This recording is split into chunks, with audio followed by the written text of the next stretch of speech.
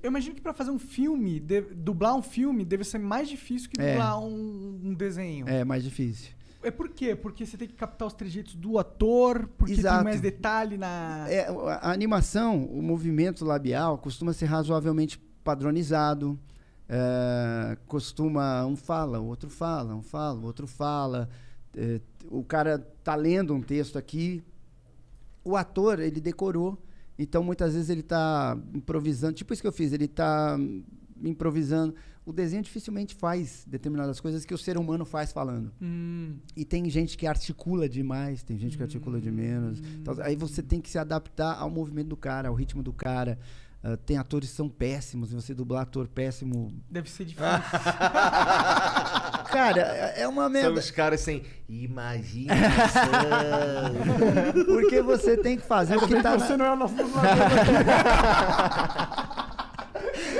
Você tem que fazer o que tá na tela, não dá pra fazer outra coisa. Você tem que fazer o que a cara do cara tá mandando, o que as pausas do cara fez.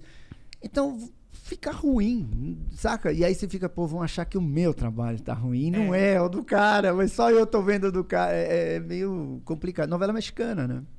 Puta merda, né? Novela mexicana é o mais desafiador dos jobs. É, cara, porque um cara uma vez deu um... Alejandro! O cara deu... Não acredito Lembra que você comeu minha irmã. Lembra do... Eu não sei nem se era mexicana, mas era o Pedro Escamoso. Lembra do Pedro Escamoso? Lembro que veio na vibe da Betty a Feia. Que era legal, o Betty a Feia era bem Porra, me feito. amarrava no Pedro Escamoso, aquele mullet dele lá, mandando pirulim, pim-pom, pirulim. Mas esse tipo de novela, eu acho que fica bacana de fazer. Porque aí o dublador põe o humor dele, a gente adapta e tal, mas as que são sérias, tipo Maria Regina, né, Fernando Augusto, né? umas coisas, eles são muito over, né? Eles têm uma escola de interpretação que pra gente é horrível. Um cara me deu um exemplo muito bom, que ele falou, cara, se o quadro for horroroso, não adianta você botar uma caramba, esquecendo as palavras. A moldura. Não adianta botar uma moldura maravilhosa de 15 milhões de dólares, porque o quadro é horroroso. Não vai ficar bonito. Então é um pouco assim. E os atores no México, nas novelas, eles não sabem, eles não decoram o texto. Então todos estão com um ponto de ouvido e tem alguém no fundo falando, Fernando Augusto, eu não sabia que você era meu pai. Né?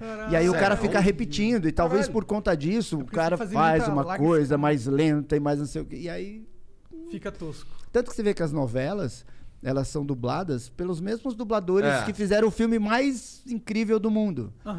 Só que não tem jeito de ficar bom. Ainda sai novela mexicana? Ainda surge job assim? O que eu sei é que tem muita novela turca. Caralho. Sendo dublada. Principalmente para os países da África que falam língua portuguesa, tipo Angola. E somos nós que dublamos. Olha lá. Que louco, né? Interessante, cara. Muito louco. Quando você... Vamos lá. Explica pra mim. Eu sou... Vamos lá. Vamos dizer que eu sou o Evandro Mesquita e aí eu vou entrar num set de dublagem. O que tu me diz? O que eu tenho que fazer? Como é que é o trabalho? O que acontece ali? Eu pergunto, né, logo de cara, tipo, você já dublou alguma coisa, alguma experiência e tal? Aí, na maioria das vezes, não. Ou às vezes tem, mas é uma experiência que não agrega muita coisa. Aí eu falo, a dublagem funciona assim, assim, assado. Aí eu tento tranquilizar o ator, eu já preparo o texto dele para deixar mastigado, para deixar mais fácil. Porque o dublador, normalmente, é ele que tem que se virar com o texto, de colocar falas, tirar palavras, encontrar as pausas, todo tipo de coisinha. Ou, às vezes, a gente troca uma palavra por outra para encaixar melhor no sincronismo. Quando eu vou dirigir um famoso, um Star Talent, que a gente chama, eu já deixo arrumado o texto do cara para ficar mais fácil. Aí a primeira coisa que eu falo é, cara, não se preocupa com sincronismo, porque se você se preocupar, o trampo não vai sair. Fala, o sincronismo é um problema meu, eu quero a tua interpretação. E aí a gente vai fazendo bem devagar. Eu explico pra ele, errar não tem problema, porque todos os dubladores erram todos os dias, o dia inteiro. Porque às vezes o cara acha que a gente chega lá e pá. Então, 2, 3 erros que ele dá, ele já, puta merda, tô errando, tô atrapalhando a vida dos caras. Sei lá, deve passar 1000 coisas. Ou tipo, pô, as pessoas sabem que sou eu e vai ficar uma merda e tal. Então eu vou tranquilizando o tempo inteiro, falando como é que funciona, como é que é o processo, como é que vai ser a nossa comunicação durante o trabalho e tal. E aí depois de um tempo, quando tá ficando legal e tal, normalmente eu chamo ele pra técnica pra assistir um pouquinho. Porque normalmente ele não faz ideia de como tá ficando. Não faz ideia. Então é legal quando o cara assiste um pedacinho, aí ele também começa a confiar mais na tua direção e tal.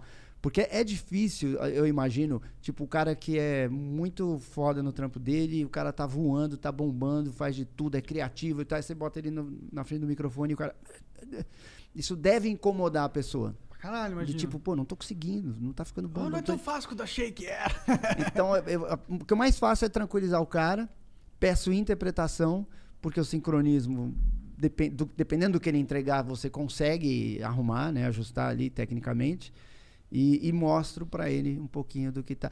Antigamente era mais difícil também. Quando o cara vinha dublar comigo, um famoso, ele não sabe quem eu sou. Não sabe nada sobre mim. Ah, puta, é o diretor de dublagem lá.